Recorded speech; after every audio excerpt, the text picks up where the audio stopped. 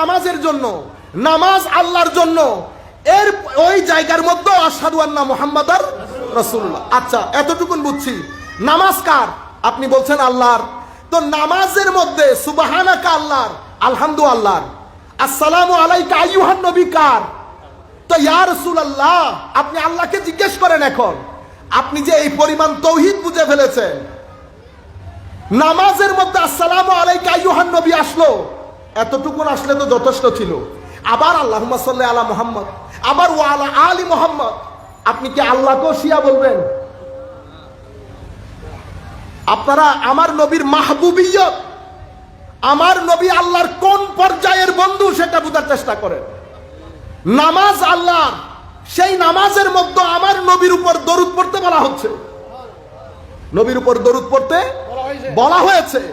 নামাজের মধ্যেও আমার আল্লাহ আমার নবীকে ছাড়েন নাই।